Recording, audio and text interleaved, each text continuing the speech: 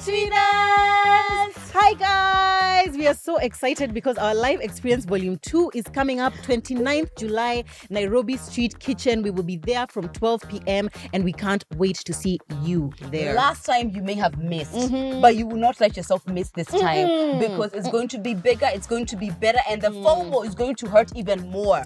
So make sure you go and get yourself a ticket, get even group tickets. We can all be there with our girlfriends. They are available on Hasso Sasa, and we will see you there. In your monochrome outfit. Tickets are only 2,500. That's like cheapo for 1 week, surely you're sacrificing. Please, guys, come. We can't wait to see you there. See ya. Hi guys, Njoroge Munyi here. It's Lydia KM. And we're back again with another episode of The Messy In Between. It's definitely TMI.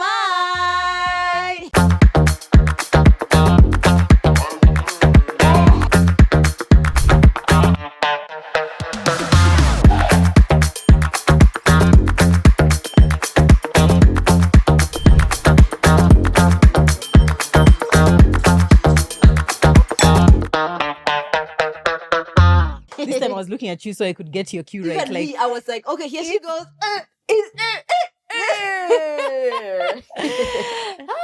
Hi guys. Sorry, once we start talking. I'm sorry. Hi guys, karibuni sana to yet another episode of The Messy In Between. If you are new here, welcome. We are a home of sisters and brothers who basically talk about life exactly as it is. Whether it's sex, whether it's money, we never really talk about money. Whether it's career, we never really talk about career. Whether it's family, do you know what? Mostly sex. Mostly sex. Sex and relationships. Sex and relationships we talk about is our lot. top, right? So we talk about things honestly, openly. So if you're looking for a home where you can hear those kind of conversations, you are where you need to be. We are on social media, TMI Podcast KE, Njoroge Munyi, Lydia KM. Follow us everywhere because we have a ton of content and a ton of conversations we have on the rest of the social media accounts. Twitter as well. Twitter. Someone here is handling on Threads. Threads, yes. Twitter. Someone is handling Twitter. Yeah. Someone is handling Twitter. Okay, guys, if you have not subscribed to our channel, please, we would ask that you would subscribe to the channel right now because it really helps us build our platform, our community. It helps us have statistics like who is watching, what do they care about, what other episodes are they watching, what things do you guys like, and that helps us create content that is useful for you. So please do subscribe, guys. That would be so helpful for us. And the podcast thing, which you mentioned. Yeah, if you're listening on a podcast platform, you're able to rate us and leave a comment about what you think about our podcast, which is basically, it's a review. You can review it. And we would really like to get those ratings up, those reviews up. That is the way our listeners communicate with us because we don't have that many other avenues. Exactly. So please, it would be really, really helpful if you could do that. We just love seeing our ratings just there, knowing that that's what you think of what we do. So, and we appreciate for the people who already have done before we even started telling you. Yep. Because I was just as shocked when I found out that you can do that. Oh yeah, I fell me too. off the I told chair. you, I do not mostly even know what the back end of that platform looks like. Yeah. But Lydia holds it down. Thank you, Lord. Yeah. So on to what we are going to be talking about today, guys. This is a trend that we saw on TikTok. I think across the internet, it's something that's been going on for a long time. But basically, it's about things that we should stop normalizing. Okay. You're going to be triggered. That's the face of someone who has a lot to say. She has a lot to say. And as we are speaking, we'd love to hear what your thoughts are, but also tell us other things that people should stop normalizing. Yeah. These are the kind of videos that I love to go and see the comments of because You're always shocked as well. I'm dying at the comments and I'm like, and some things we're going to say are going to be something to do with you. Yeah. Something you're going to say are going to do something with us. Yes. Let's all breathe through our triggers.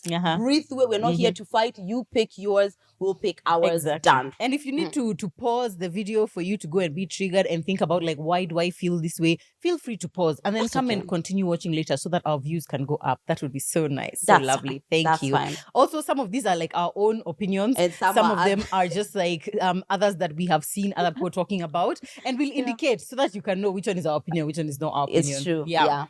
All right. So my opinion. Okay, which is but I feel like for all the ones that I've written, I agree with them. Yeah, I also agree. But it's like, would I say it? Would you say it? You just be like, okay, I think stop normalizing this. But that's someone else's opinion. Si yangu. Yeah. Things. Okay, one of the things people should stop normalizing the bare minimum. Oh, fucking hell. No, Bloody hell. wait first. No, you need to put that in context because sometimes the bare minimum is okay.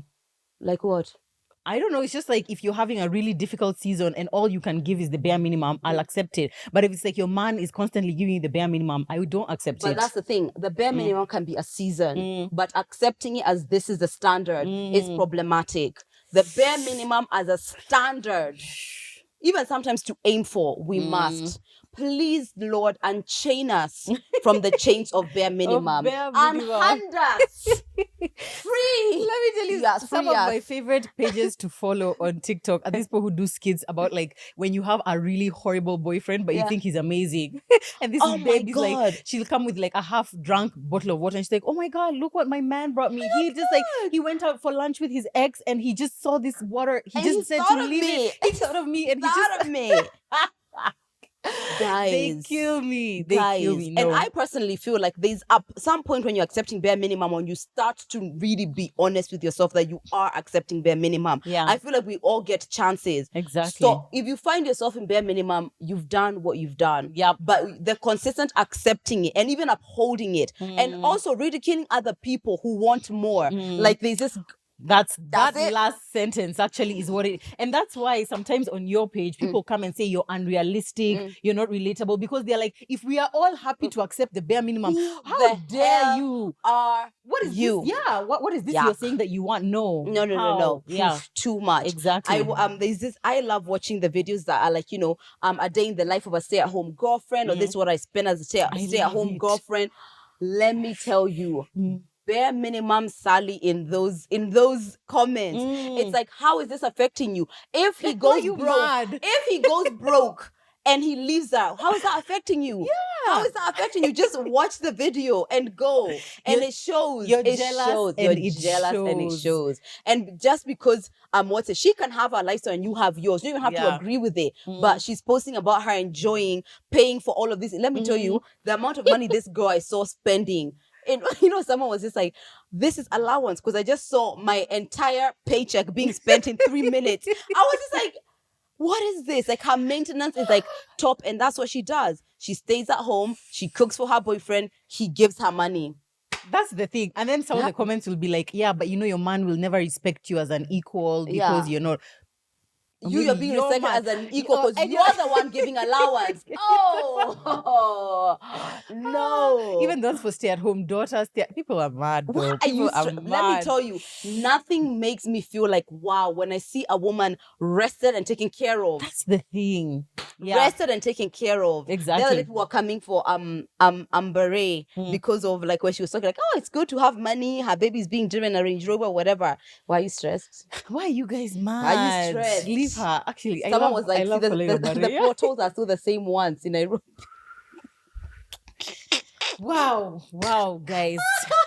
And just because you're struggling, then mean other people are struggling also. Yeah. So want more for yourself. Ask for more for yourself. Guess what? Just because it doesn't look like somebody else's job doesn't mean it's your bare minimum. No. We all have very different values, very different value system. But if you know yours is not the bare minimum, you won't be triggered. I know. Me, I always feel like I'm more than willing to do the bare minimum, but I'm not willing to accept the bare minimum. That's a lot of people are tend to be like that. Let's normalize having that. Well, just like not accepting the bare minimum, but being willing to give the bare minimum. Yeah. Let's stop normalizing. But I don't think that's who you are as a person. Yeah. So it's like you have seasons, but it's like I don't see that in any area of your life, that bare minimum as a standard.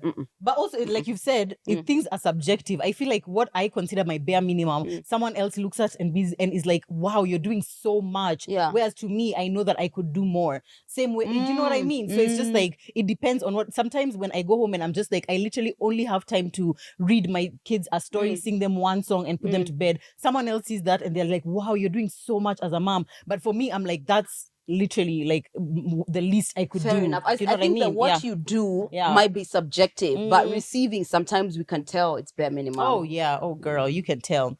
Let's stop normalizing. Come we stays.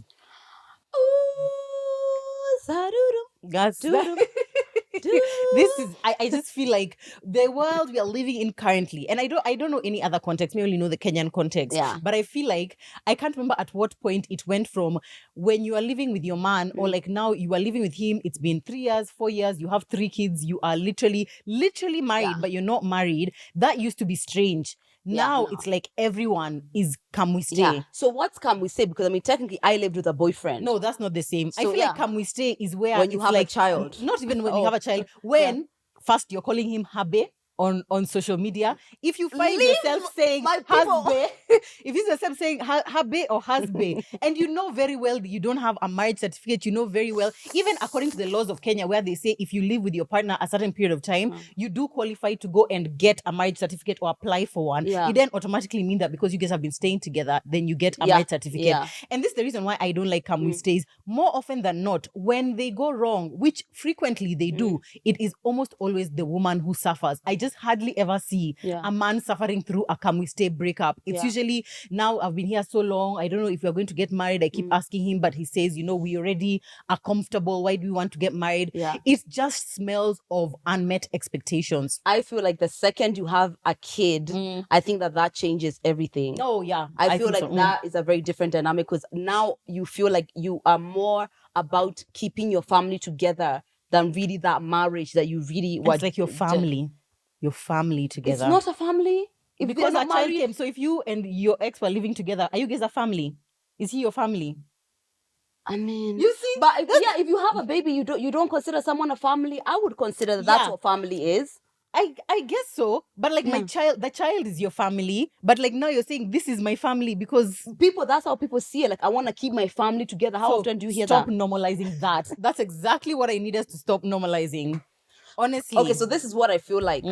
If it's true that there are unmet expectation, like Joe is saying, that is accepting below what you actually want. So that we need to stop normalizing, period. And I want to say that is in 80% of the circumstances. Right. I want to say that. However, I know many people who have cohabited for ages and they've never gotten married and they have amazing relationships. And that's just what they are. And they do. And they just don't want it. They don't want to get married. It doesn't matter to them whether or not they do.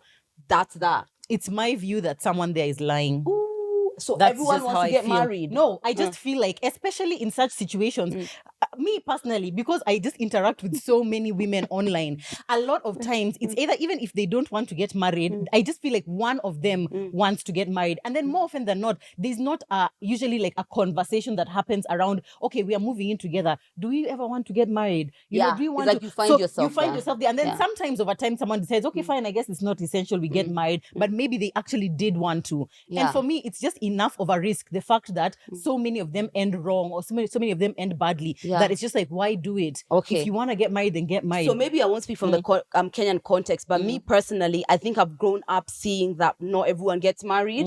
I think they don't have to. For sure, I think it works differently. So my mentality is like, if you guys aren't married, for me, it doesn't matter. It doesn't make a difference at all. It's like, when I see married couple, I'm just like, that's an amazing commitment. Like, that's a serious commitment. It's not a joke. But when I see people who are not married, I don't feel like, what a missing puzzle in your life there is. I too don't feel that. I too don't feel that. For me, it's only that if it's something that you had wanted, but now because of compromising on this basis, you literally, now the power has been taken away from you. It's like, now I've been living with him 10 years and we have 3 kids and he's not asked me to marry him. So what am I going to do? Am I going to just leave him? I feel your spirit in the Kenyan context. Yeah. I feel your spirit. I once upon a time had moved in with someone and I was dragged by my edges. So the cultural expectation of how things are supposed to go is very different from definitely how I view him personally. So I feel you. And I feel you from our DMs. I just feel it for Kenyan women. Also, another thing is that sometimes when people move in together, I feel like now once you have this family, it's a family by, like, I guess, a social setting.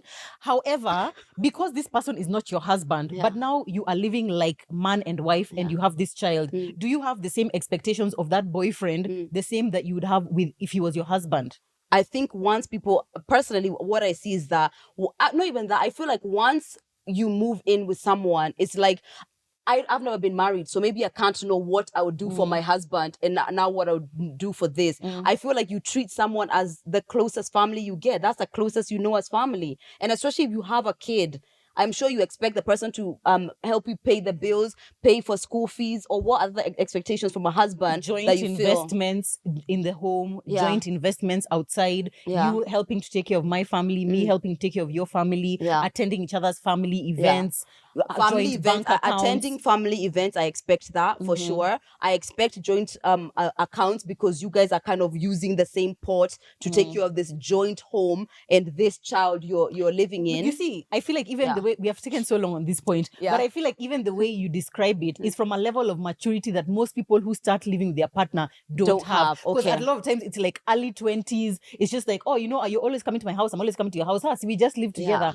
Then it's just like, so let's hear it. If you're in a come with we stay, right, for a couple of years, you guys have a child or whatever, tell us how that works, right? Also, does this count as people who have had a ruracio or no? Ruracio is like traditional wedding. For me, it counts as people who have a marriage certificate. Okay. So for those who do not have a marriage certificate, but you're in a like, you live together, you have children, please let us know in the bottom. If you're in a come we stay, tell us, are you happy there? Is that what you envision? Do you want something more? Does your partner want something more? Now, Emi, I'm just asking. Siko ubaya. Now, Lisa too. People should stop normalizing detachment. We're in the culture. I don't know if you support me with this, actually. I wrote cutting people off. Right. So one of the things with this detachment culture is like, you know, I don't need anyone. I realize, like, you know, friends are the worst. Your family will turn your back. You only have you. And also there's this idea of like, you know, catching, we don't catch feelings, we catch flights.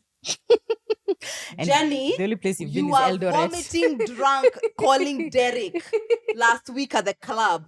Relax. I feel like it's an unhealthy kind of culture. And guess what? It's not true. It's not true. We are all attaching human beings. That is how we are designed. And if you're unable to create intimacy with other people, just say. If you have limited capacity to be open and vulnerable, just say. But this idea of like, you know, people are at distance, is like, we don't treat people with care and respect. We are not warm. We don't hug. Where are you from? Who are you? Please. You know, you weren't hugged as a child and it shows. No, go to therapy. Go to therapy for sure. My God. Mine was similar to that, but mine was more from the angle of like cutting people off, like every ghosting 2 people minutes. Every 2 minutes. It's just like, no, if you say something, I'm getting too old to tell grown people what they're doing wrong. You know, I can cut you off without any explanation. Exactly. Are you drunk? Yeah, actually, we've been friends for 5 years. This is, I think, there's kinds of stories, you need, like memes or something that people share to their stories, which are just like, for me, like once you do it twice or whatever, first time I'll tell you, second time you're just being cut off. I'm just like, if I don't I'm want to be friends. I don't go. If I'm not told, I don't ask.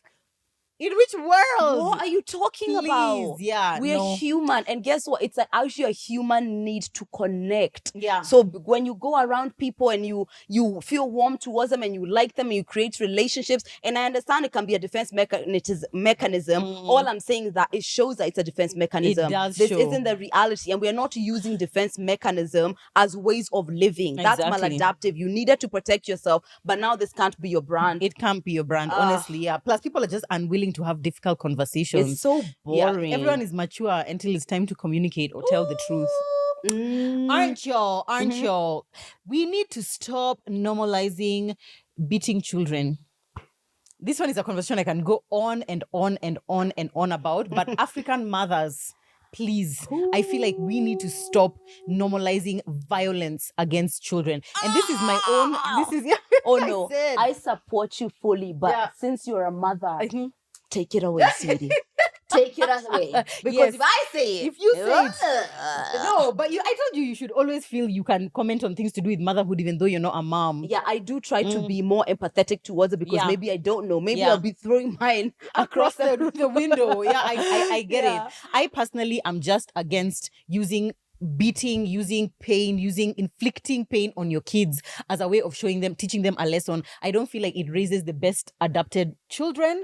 I feel like it teaches them that somebody else can have power over your body to show you pain so that they can teach you a lesson. That doesn't sound right to me. Yeah, and it's like I cause you pain as punishment, but don't cause others pain. Like things are taught. Yeah. Things are definitely taught. Oh, yeah. And studies have shown over and over and over again that hurting your children physically to teach them a lesson or to try and curb behavior is problematic. Like, it shows like a lot of people, a lot of parents do not have the emotional capacity to be able to deal with things accordingly. You know how people say like there's a way you can do or whatever. Most people don't. Most people don't. Most people are using violence and actual abuse, and you're saying that this how because your grandfather used to beat you, so now here you're beating your kids. Exactly. Actually, and it makes me feel so much pain when I see people just making jokes about how badly they were beaten as a child, how I was beaten so much. Then there's a smiley face at the end, but I'm just like, do you want a hug? Because that seems horrible. I'm really sorry. Horrible, to me, and that's it's just scary. It's just too scary. No, I don't have any recollection of being beaten by my parents, but I know that they did, like when I was younger, but I don't have any recollection of it. Like, I feel like there's a place where we got to that it was just like you can be told, or like they just use different ways to curb behavior or to punish or to teach a lesson, whatever. And I definitely 100% support what you're saying. Thank you. And I always ask God for guidance. I align with a partner who's like that, and I also have it in me to follow through with that, because it's all good in theory. Exactly. Everything is good in theory. Everything is good. We should stop, like, one of the things actually which was kind of close to that is that we should stop normalizing parental abuse. Oh, damn. You keep saying that every time you go to to see your mom is abusing you, she's body shaming you. When you're around your dad, when he gets drunk, he does what? Why are we sitting in that? You would never tolerate that from anybody else on planet Earth. That bar that we put up with parents mean that they are human beings who are not held accountable. That is power unchecked. That's problematic. And especially when we're adults. When you're under 18. Adults, when we're adults, definitely. When you're under 18, you take it through, and therapy will help you solve it, because there's nothing you can do. You're dependent on your parents. But there's an age where it's just like, as you're saying, when people are making jokes about Sijui, how they used to be violently beaten. Sijui, my mom used to do that, and it's all jokes. Is it? Because now we see how you treat your wife. Now we see how you treat your man. Leave Mina alone. We see. He's just relaxing. No, Mina, we know. We know what you do to Jane. And it shows, like, if you are from that environment, we can see why. And guess what? Some people are raised in abusive situations, and they're completely different.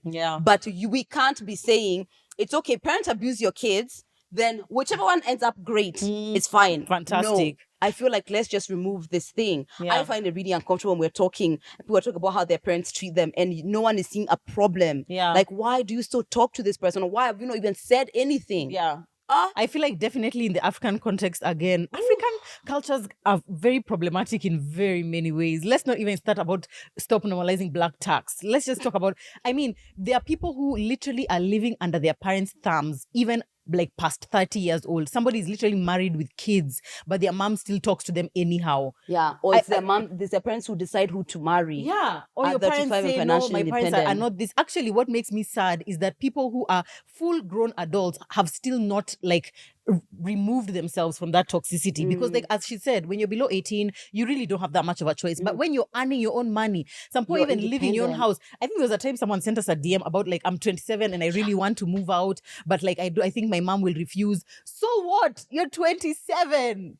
You're 27. What do you mean she'll refuse? No one as an adult is making you do anything or can make you do anything. Especially when you have your own money. Exactly. Once you have money to be able to be standing on your own, everything else that we are tolerating from people, a lot of the times is choice. Absolutely. A lot of times is choice. And let me just say, because I can already foresee someone coming to say in the comments, but the Bible says you should honor your father and mother. You can do a lot of honoring from like way over there. You don't have to be there being spat on.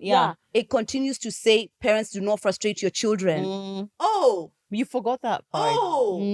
It's something like, do not anger your children or something along those lines. Read them all together. Let's read them all together. And honoring your parents is to say that I'm not going to be abusive. I'm not going to be hurting them myself, but I am allowed to remove myself from an environment that is like, do you want to become like your parents? Thank you.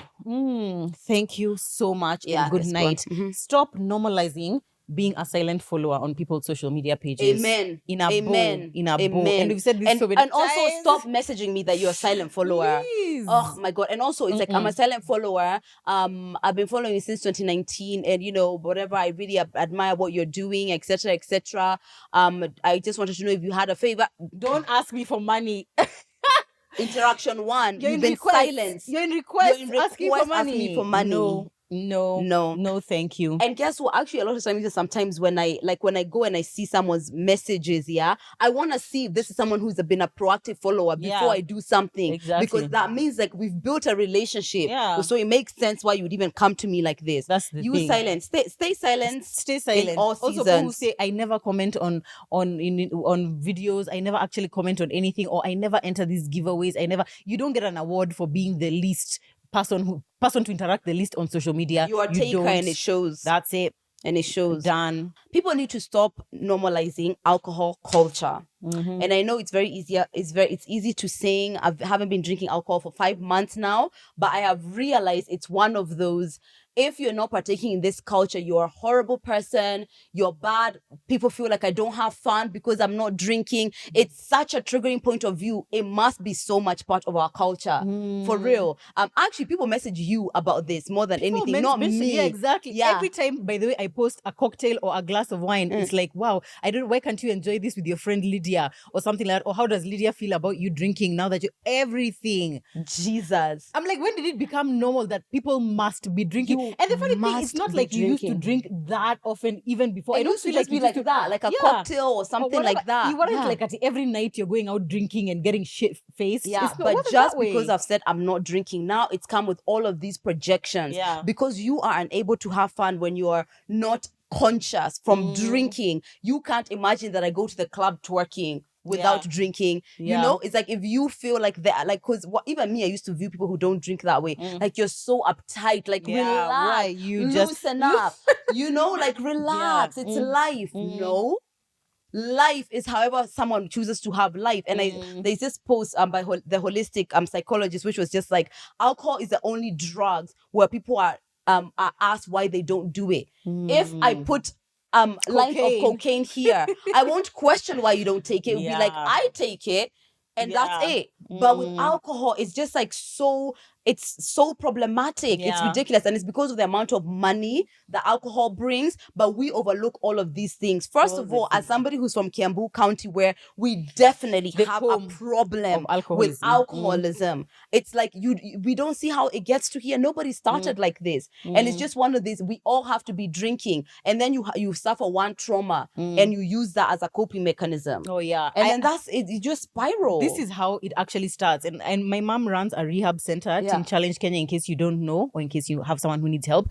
But frequently they get someone who is just like, oh, we just used to go out every night drinking with him. I don't know when he became an alcoholic. Well, that's because when somebody tries to say, oh, I don't want to drink, or says, guys, you can just go tonight. Tonight I'll just drink water and Red Bull. What's wrong with you? You're boring. You're killing the fun. Boring. That is actually crazy. Yeah. And having friends around you every single day. Where are we partying? Where are we drinking? And then every single night you guys go out. It's not that we're having one drink and we're going home. People are drinking until they're blacking out. That's not normal. Yeah, actually, that has become more normalized than Lydia quitting drinking. It's not not normal. And my God, it's I feel like it's so scary because the amount of damage, the amount of families that have been torn apart because of alcoholism, and we never stop to think like, maybe we should reconsider. Also, guys, since I stopped drinking, I don't have anxiety at all. And I think if you've been listening to this podcast for a while, I think my anxiety has been mentioned how often. You don't even know the amount of things that you're doing to your body, and you can drink casually if you want to. And people who are drinking normally and with like, moderately, they are not triggered with the fact that I don't drink. It's like, oh, okay, that's cool. But the people, it's like, how dare you make a decision that I know I should make, but I'm unwilling to make. Abusing alcohol. The people who are abusing alcohol are the ones who are most struggling. triggered. Yeah. I am having, first of all, there was an adjustment period where it's just like, what is life without, like what's a club without drinking, things like that. But the more you get adjusted to the fact that actually I don't need to to relax or to take the edge off or whatever the case may be to have fun, it becomes practice. The same way it was practice to drink, it becomes practice not to, I would encourage anyone to at least try for a while. Yeah. And alcoholism is being unable, like not being an alcoholic is being unable to be without alcohol. And if you keep saying, no, but I don't want to stop, try. Can you stop? Can you are stop? You silent or are you silenced? Thank you very much. My favorite phrase. Speaking of things that people have sent us on social media, we need to stop normalizing talking to people on social media in a way you would never speak to them to their face. Oh my God, this infuriates the things me. you people write on social media, in people's comments, in people's DMs, yet you meet someone face to face, you can never ever say something like that to their face. So why are you writing on social media? You hate yourself and it shows. Damn. And it shows. It shows. It shows. It shows. Please. Yeah. You don't love yourself. And people need to stop normalizing seeing emotions as a weakness. Guys, we have a among women though, right? Huh? Or even women, among women. Considering what I was about to say. Oh, sorry. Continue. Stop normalizing toxic people in podcasts. Stop normalizing them. Stop. No, but we said there are limits. Ebu, continue. Let me hear your point first. Okay, say your point first. When you see your emotions as weakness, you're not functioning as a full functioning human being. A full functioning human being feels all of their emotions. They have sadness, they have anger, they have all of them. How you react, you're responsible for. So just because I said you can feel anger doesn't mean you pick up the chair and throw it at Nancy. Leave her alone. Don't pick the smallest person in the room. They're already a target. You know, when we constantly show that, people struggle to ask for help. People struggle to be supportive. We don't know how to support people who are going through things. Let's accept that if humans feel emotions. I feel like men definitely get the lower side of this even. Like men are not allowed to feel any other emotions. Even, you know, a lot of men struggle to laugh out loud.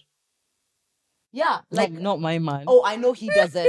I know he's actually the most laughing man I've ever heard in my life. Why are you so happy? Many men struggle to express laughter properly. There's let me even say, but there's someone who I know who it's like when they laugh, as a man, they will laugh like and it's like you can see they're holding back. They don't want to like laugh the way you'd laugh and the way I fall off my chair. Yeah. No. They wouldn't. Oh, that's they crazy. need to curb it, you know, because all their emotions are somehow limited. Limited. A man should be that expressive. Yeah, and I think it's a problem. And we are encouraging mental health problems when we do that. Let people express themselves. Okay. I know now we're in this culture of crying on TikTok as well. So, yeah.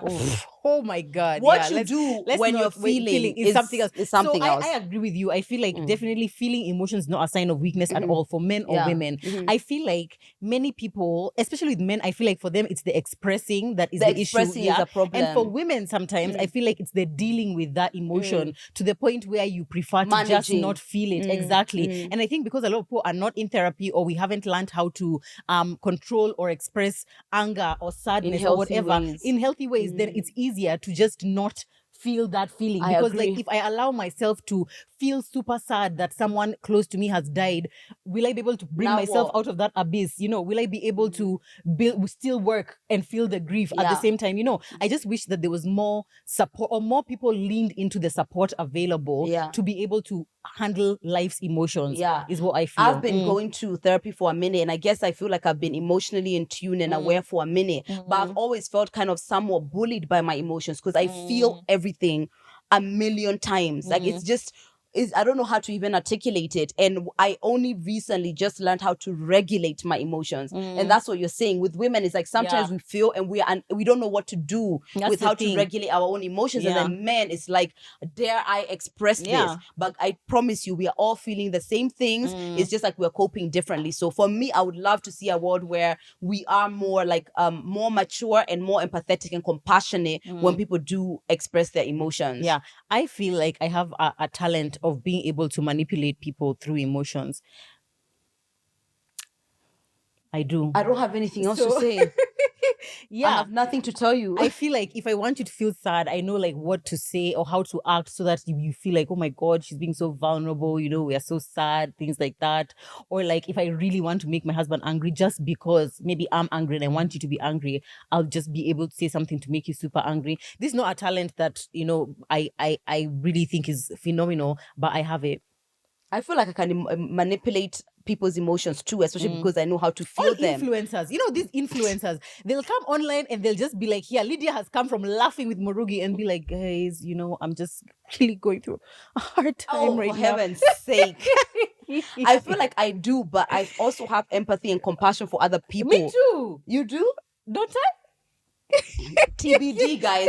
TBD. Okay, fine. My turn. We need to stop normalizing prank videos where people get hurt. Do you know how uncomfortable they make They're me? horrible. They are really bad. They're horrible. Even where people get embarrassed. Or even super scared. Like I can't do it. Especially this, you know, this video, not even prank videos, but where people do like fail compilations or something. And it's like a child riding a bicycle down a hill or something, then they fall. I'm just like, why is that on the internet and why are people laughing about this? Okay, so no, that is like an accident. Falls make me laugh. I'm so sorry. Like I have a thing. Like a child was riding their bike down a hill and they fell. I don't know. See, I don't want a child to get hurt at all. But me, I can watch falling videos. They make me laugh. That's not a prank. However, I've set up like this. I know you're emotionally vulnerable at this time. And I'll set up a camera, and then when you come in here, I just throw and then you scream. I would do that, but I'm learning to grow up. Lydia, what the hell? What? I'm learning to grow up. I thought it was going to end with like, I would never watch that. I would never do that. Are you serious? Even me and my cousin Ted sometimes have had those kind of wars of scaring each other. No, I hate it so much. I hate it. If someone is getting hurt, I don't really like it. The falling. I don't know. I can't help it. Or this one was even not funny. Child, Lydia, a child. There was a time where there was like, you know, this people are like really coming onto like Muslim people for like terrorism and stuff like that. Like, you know, the bigots, obviously. And so this guy kept doing pranks of like he's wearing like a foam, and then he leaves like a bag. Because that's your own stereotype. No. That's attacking you. No, because and then he leaves a bag and then he runs. No. Let me tell you, those videos can. I maybe I just hate prank videos generally. It just because I feel like you're really just manipulating people's emotions, and like someone doesn't know what to feel. I hate being pranked. Yeah. Oh, really? Oh my God, I loathe it. Even like, you know, like April Fools. There's a time she did April Fools. This was the mask times, and then she called me. She was just like, oh, I've just been arrested. I'm in town for not wearing a mask, and you know, Gishuru, her husband, is not picking up. She's my cousin. Gishuru is not picking up. Oh my God, what to do? I was on the way to Kitengela this time, so now I'm just like, what to do? So now I'm just calling everyone. I'm calling my cousins, like she's sisters, and so I'm like, hello, like what's happening? They're all in on it. Oh, wow. Then I don't know who I called. I think it was Gishuru, and then I just heard them all laugh in the background. Me this time, I was literally like, I'm about to walk to go and get her, because I was like, what do? I have to go to Kitengela at this time, but this my cousin has been arrested. Now I know. And people, I'm a really good one to get because people know I care. I know. You know I'm going Guys, to just I'm definitely going to prank Lydia, or maybe I'll start pranking Lydia. You would never call me for help. Stay tuned and see whether or not I'm able to prank her. There's a time Kit pranked me for her page. Do you see? That was funny. Was it? It was so funny. Yeah. It was funny to watch. I was about to have diarrhea. Please. It was funny to watch. Oh my God, no. Stop pranking people. I don't like it. It's emotional manipulation. After laughing. I know. If the content is there, it's already been done. You've already been tortured. Now let me laugh. Joe's talent, now she doesn't want it on her. No, I know what it means. It's just like a talent people have. Jeez. Go to your next point. People should stop normalizing toxic positivity. Oh, child. People think I'm a toxic positivity person, but I'm actually quite literally not. But because you want to understand me, so you keep misunderstanding me. And that's okay, Jane. That's okay. However, this idea that everything is sometimes solved with just a flick of the fingers, right? Like, oh, the whole world is ending. Everything is horrible. Nothing is going to change. But, you know, what's your perspective? And, you know, we say that these are things which we ourselves have said. You know, your perspective can change your everything. It's just your perspective. I honestly do constantly say on my page that sometimes life is shit. And let it be shit. Yeah. Cry yourself to sleep for a while. Nothing changes. Cry.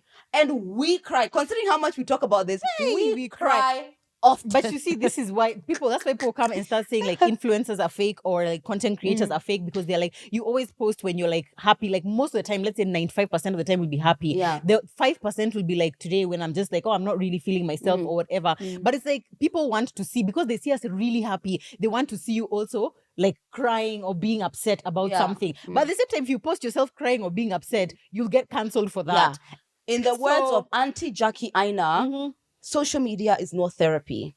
So you don't have to show people the ugly side of your life. You don't have to come on here and talk about what's going on. In fact, considering how much we share, anyone who wants more, you're encroaching on my boundaries. Honestly. Because sometimes when I'm crying, Jane, I just want to cry. That's the thing. I don't want to think about how this is going to be perceived. Are people going to drag me? I don't want to think about that. Yeah. So anything you post on social media, you invite people in, and sometimes I don't want to hear the words of other people about why I'm crying or whatever. That's how you get invalidated. You're crying, thing. Your life is perfect. That's you know what that's let people share what they want to share, and you have the discernment to know that as long as I'm in the human experience, I have shitty days. That's the thing. Just take it that way. Actually, the social media, this is why some days I actually actively stay out of my DM. This morning when I was sharing about how I was feeling and just like feeling a bit overwhelmed or whatever, can't.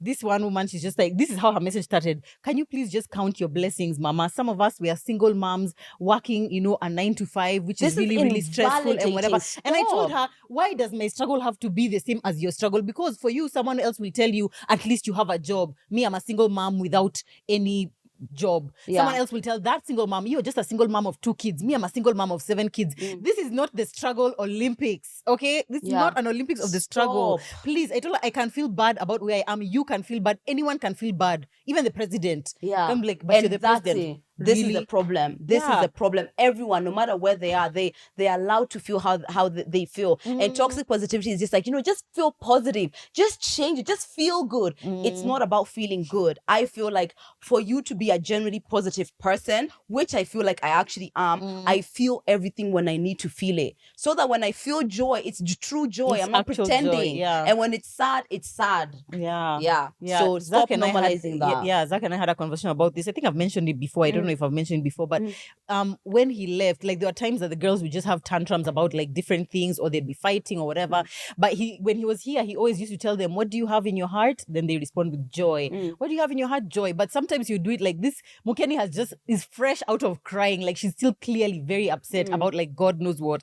And he'd be like, what do you have in your heart? And she's there crying, like, joy. But I'm like, she doesn't have joy in her heart. She's so sad. And she's allowed to be sad. I told him, don't be telling them that, because then I feel like you're giving them pressure to feel joy so that they can make you happy. But they're not feeling joyful. Like they're saying so that they don't feel like, oh, I've disappointed dad by not having joy in my heart, And a lot of parents don't know how to manage their own emotions, especially when their kids are emotional, which is fine. It's a skill that people need to learn. But what happens is like, you have to feel good. I feel like this, I actually told her the other day, my mom used to be like that. So if we are upset, my mom is just like, who made you upset? What can I do? What money can I throw at this problem to solve? And guess what? My mom has solved so many problems for us. But what that was is like, I can't manage how I feel about how you feel. So I need to control how you feel.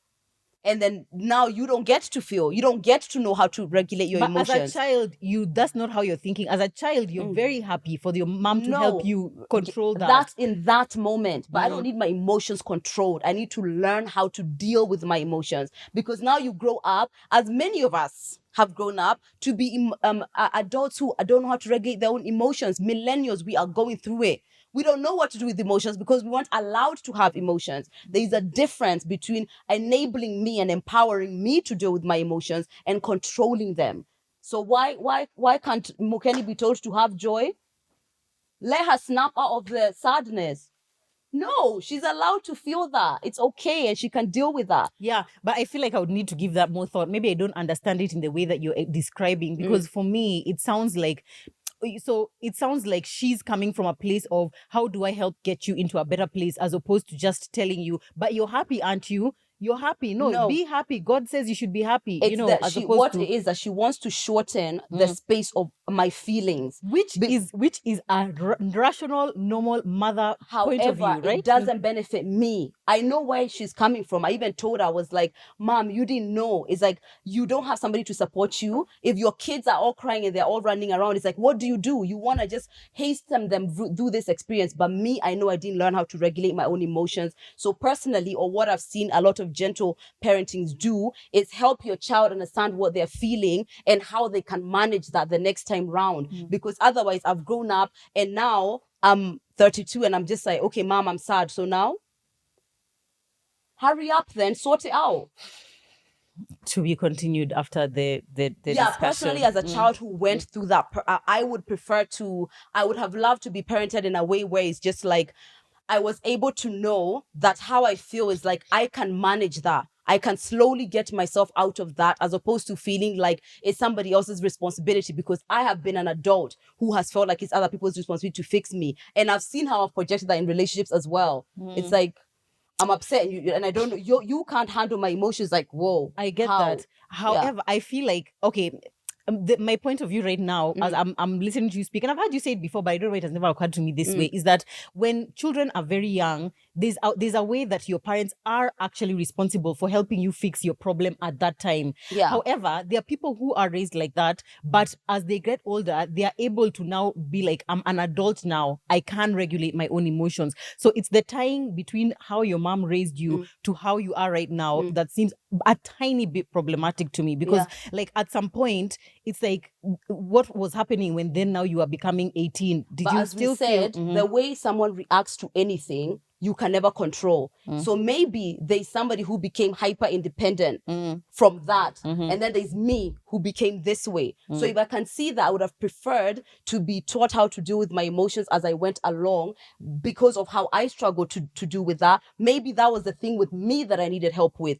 Maybe Aggie wasn't like that. So we always advise from a place of best case scenario, because there's some people who say they were beaten and they think that that's a good thing for them, right? Whereas we are like, is it?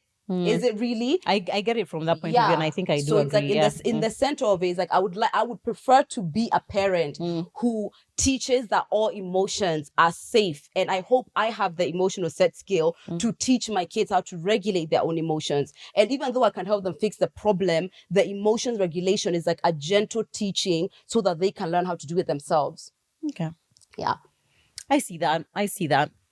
We need to stop normalizing teenage pregnancies. Because every time I say a point, you just look down at your phone. I want you nodding and be like, yes. I feel like whereas before it was like, we are really against teenage pregnancies, how could you do this? Now I feel like we're on the other extreme of like, no matter what stage you are in life, no matter what happens, it's okay, and like, we can raise this child together, and like, it's fine, your life is okay, which I think is a positive, a walk in the right direction. However, I feel like we've missed the mark. It's bordering almost on encouraging teenage pregnancies is where we are right now. And I feel like maybe people like me have contributed to it. I was going to say that. A teenage mom, and then now it's like my story ended up great. Yeah. Now, for some reason, I see so many people who have teenage pregnancies, or people who are like in their super early 20s. And this is what is painful about most of them, is that most of them, it's like they just don't have enough information on contraception is why they are pregnant. Whereas in this day and age, I feel like everyone and anyone should have access to information about contraception. Not necessarily to just everyone has, though. Yeah, exactly. But they should.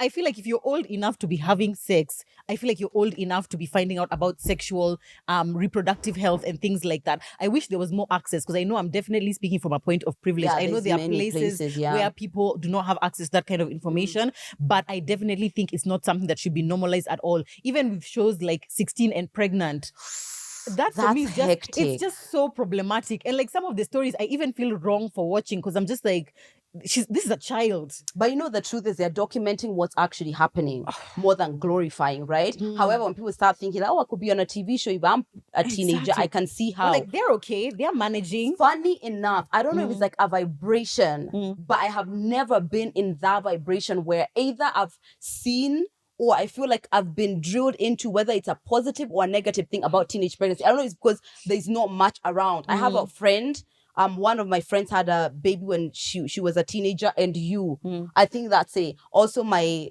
shush. Oh wow. Yeah. And she turned out okay. See? See? I think so I guess it just depends on your context. Also in the UK, I imagine that because everyone has access to contraception, not as many people even go there. I think the UK has like the highest teen pregnancy rate. I mean, because guess what? You finish high school at 16.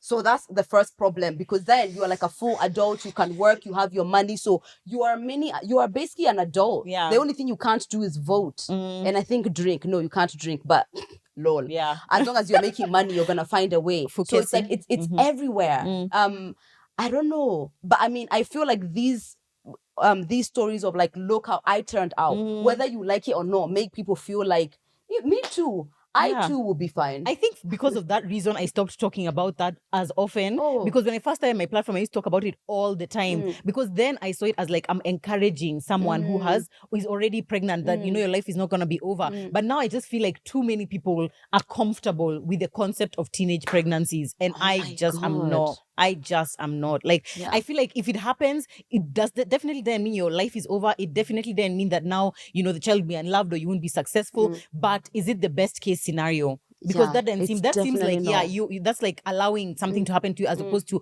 this is like, now I'm older, I'm financially stable or whatever, and I want a baby. That's the circumstance into which I wish all babies could be born. I wish. Yeah. I for sure feel like I am completely at a neutral with this, in that I don't know if people are encouraging. I don't know if it's like, I just feel like literally it's like a different world. Yeah.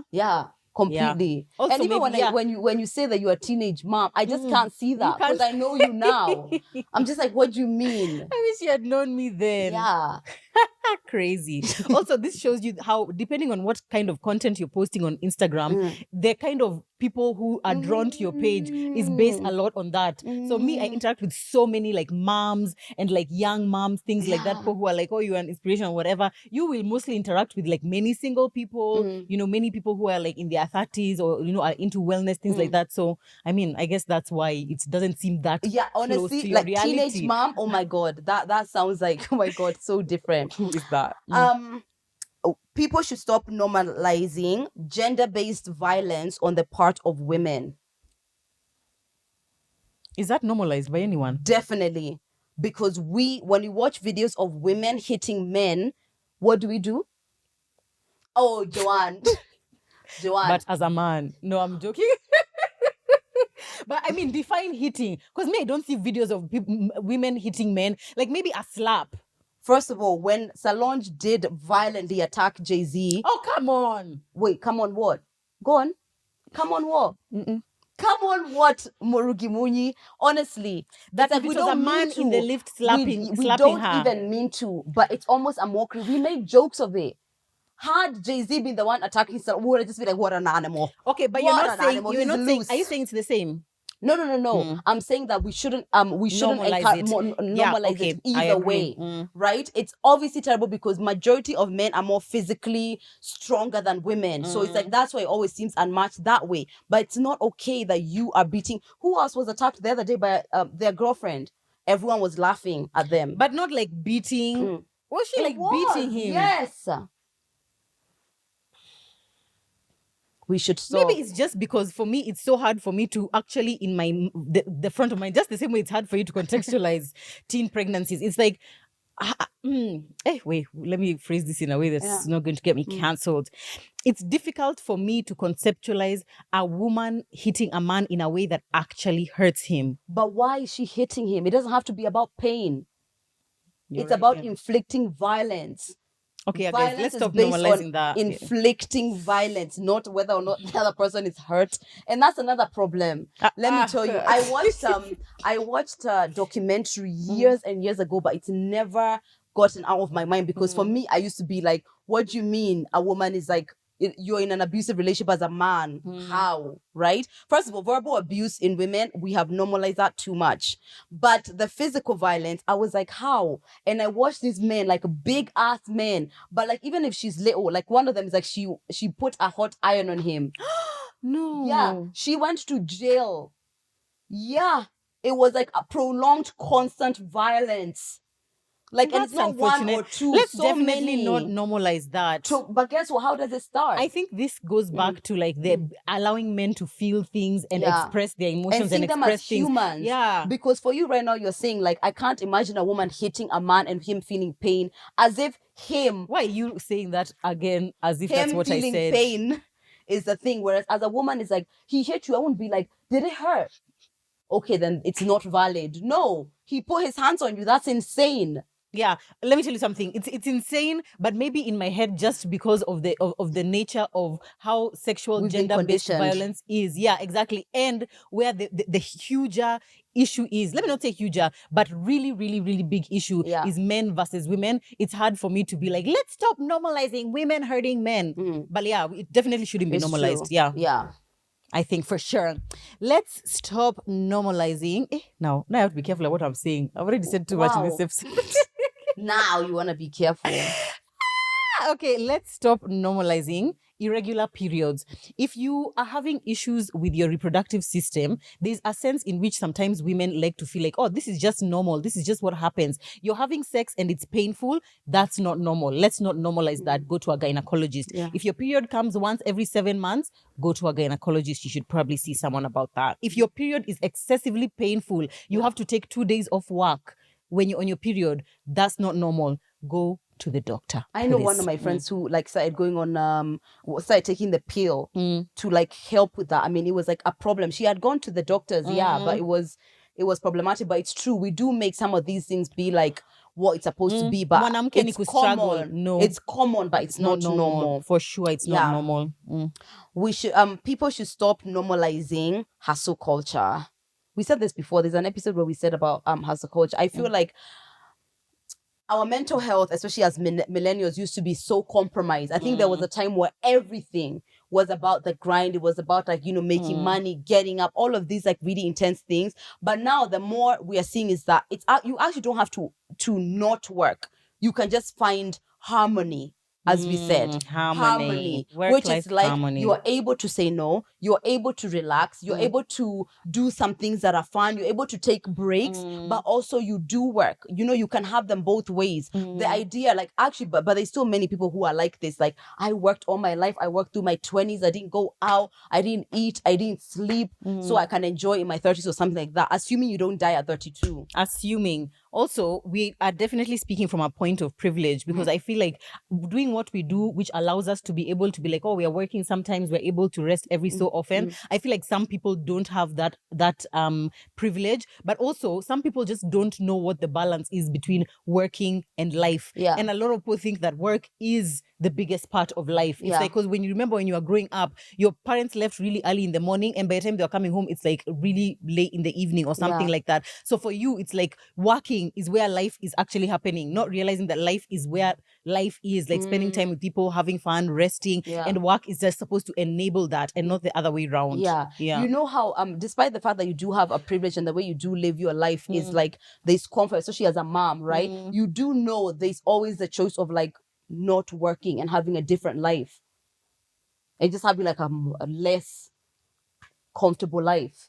Less comfortable. Yeah.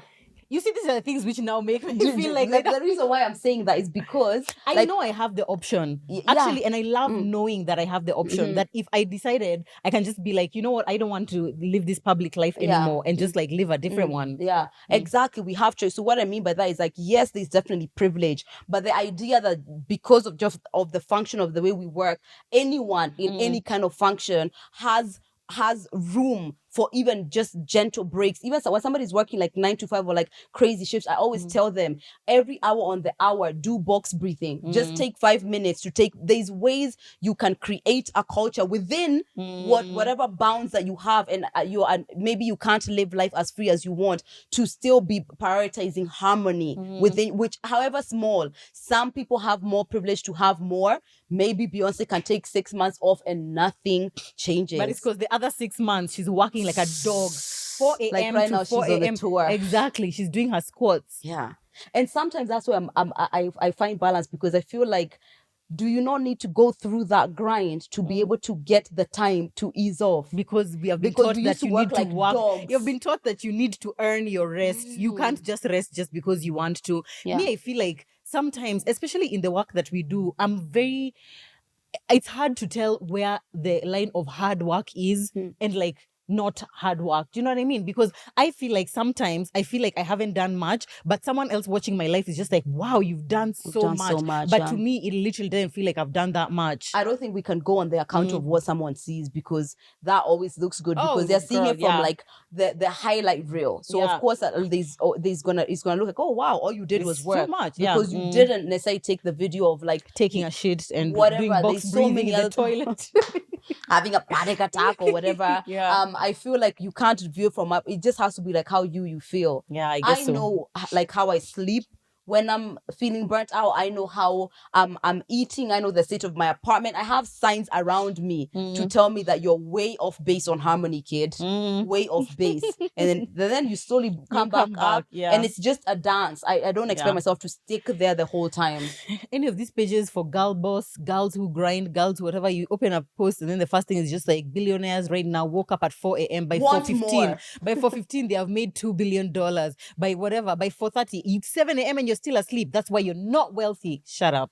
It's too much. I think and even those pages are getting a bit different. You can just feel there's a shift. There's an energy shift. There's an energy shift. Or is there a shift in our algorithm because we have stopped interacting with those posts? I think it was Tom Bilyeu who had posted a page or something like, you just have to work hard or something like that. And it's like most of the comments were like, no, this is not the energy. We are looking for harmony. I mean, majority of them were just like, this is not it. We are not. This is not the vibe especially anymore. After 2020, I feel like COVID, people were just like, guys, so the world can just change like that. So I can just lose my job like that. So someone can just die like that. And I think people were just like, I mean, enjoy life right now. And I feel like it was needed to have that shift. Oh yeah, for sure. Definitely. We need to stop normalizing.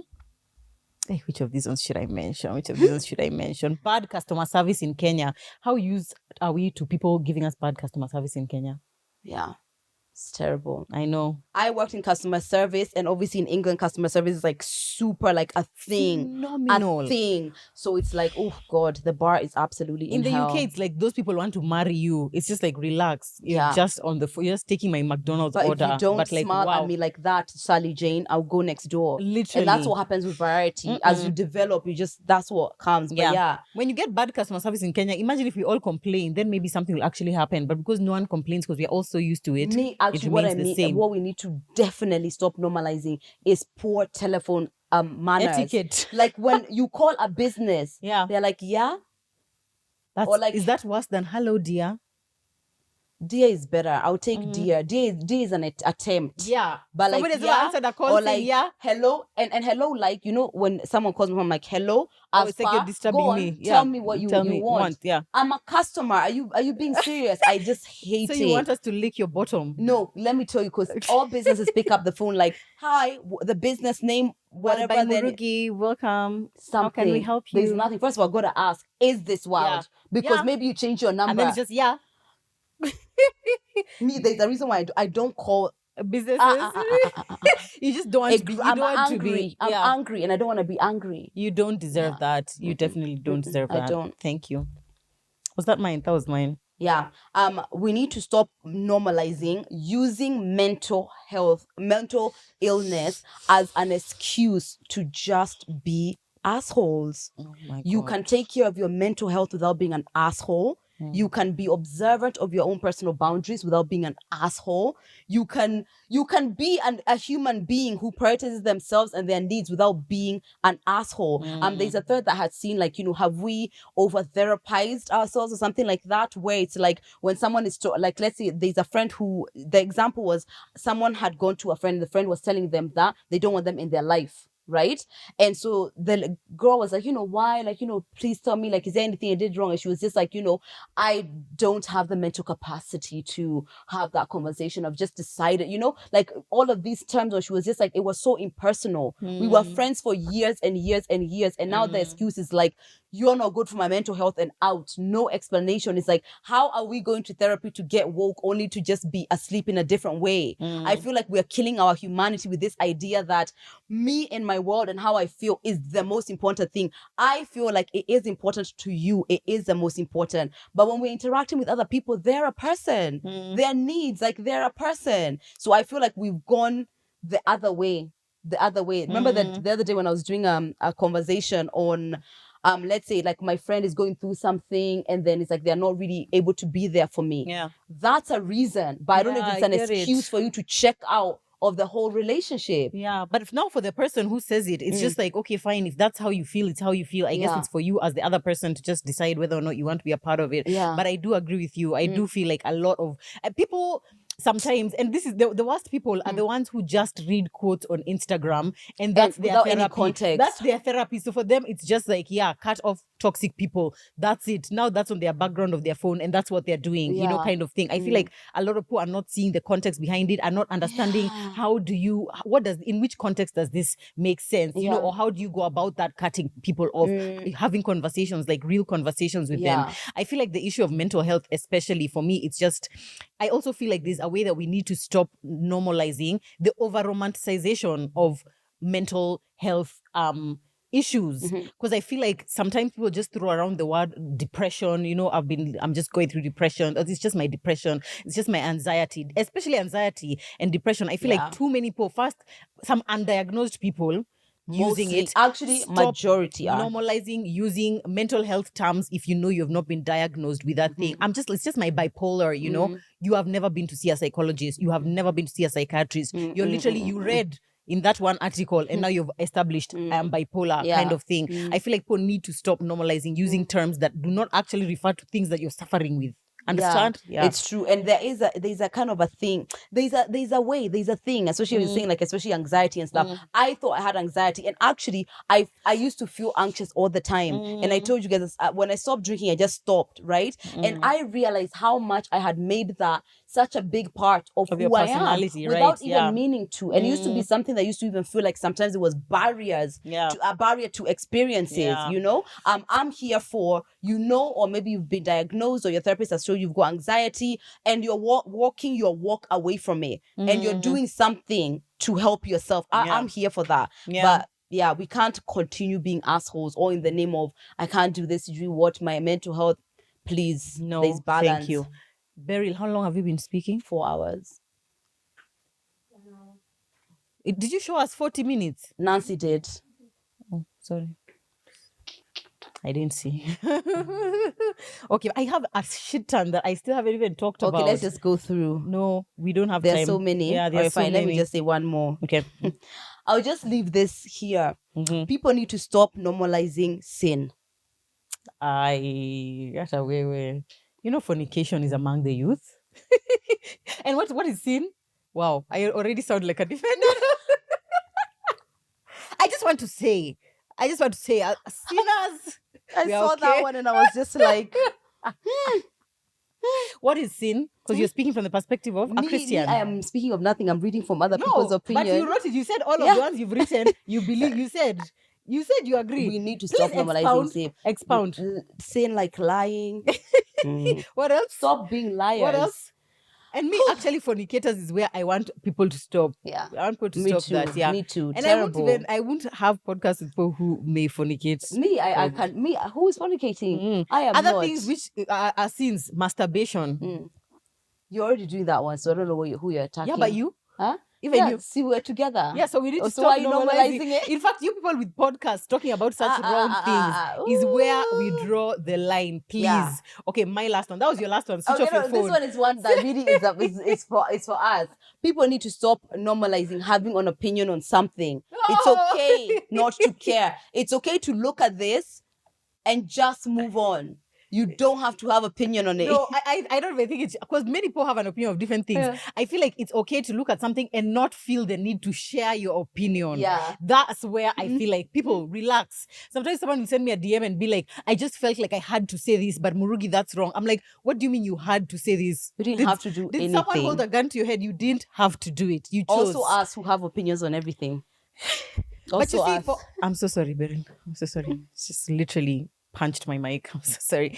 Yeah, I feel like that's why we have our own platform so that we can share our opinions. But I'm not going to someone else's page to start saying, I don't agree with your version of motherhood. I ain't doing that. I'll do it on my own platform. Yeah, and also the idea, this delusion of grandeur, that your opinion is so impactful to me is problematic. It's okay to share it from a place of you want to share. It's an open platform, but please don't dream that it's the thing that changes my life once you share it. Yeah, I literally relax. don't care. Thank Even me, when I share mine, it's like if it affects you, if you feel like it's something to take. But if it's not, it's not. It's absolutely fine. This is my last one. Okay. Stop normalizing commenting on other people's appearances, either online or in person. Telling someone, guy no me nona, I'm a guy no me konda. Oh my God, what are you doing? Ay, that hair of yours, it looks fun. Why? I feel like unless it's someone who's like your really close friend and they cannot misinterpret your intention, there's absolutely no need to comment on someone's body at all. Yeah. At all. Let me give you this example. So Kate Carey, we mentioned her a lot in this podcast. Anyway, she had lost a bunch of weight. I think it was this year or like last year. And it was intentional. Yeah. But I'm telling you, I was shaking to write something. I was just shaking because it's like you never know. You don't know. First of all, is she trying to look strong? You don't know what the compliment is. Yeah. So just say you look fantastic and go. Or is she battling a secret illness you don't know about? Know. This is what my rule of thumb usually will be, is like I wait for you. If you bring something up about like, oh, by the way, I've been going to the gym, then I'll be like, yeah, oh, I can tell. Yeah. You're looking really good. Yeah. That's good enough. Yeah. If I don't mention anything about it, why are we talking about I it? would say you look good. I feel like the rule of thumb is just say a general comment. Yeah. You look amazing. That's and it. Go. Whether that's they wanted to lose weight, whether they wanted to know. Even the other day, Maureen Watito had did like a before and after picture of how much weight she's lost, and it's like, I want to see what the tone is. Do you want to have lost weight? Is it something you're happy about? Like, then decide how to structure your comment, because you're right, you have no idea what their goal is. It's not, and also the idea is not that just because someone is losing weight is something that's good. Great. Yeah, you have no idea. Let's do that.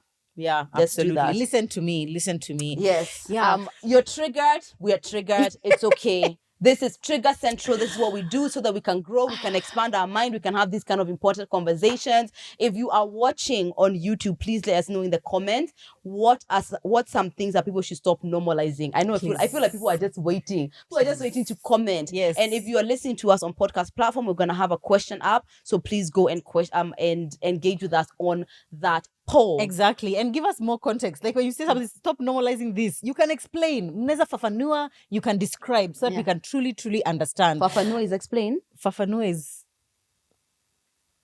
Expound. Exactly. Cut out that part so people don't know she told us. No, definitely. Keep it all.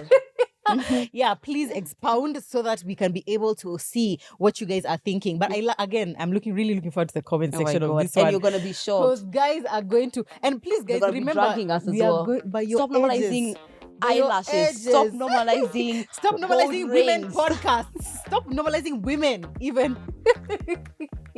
No, but seriously, guys, please keep the comment section as respectful as possible. You're allowed to disagree with us. You're allowed to say you're not on the same side as us. That is perfectly fine. But do it in a respectful, in a kind manner to everyone else in the comments. So please do that. So we want to hear from you, but be kind, okay? Be kind, guys. But we're gonna see you in our next episode, which will be episode. Please.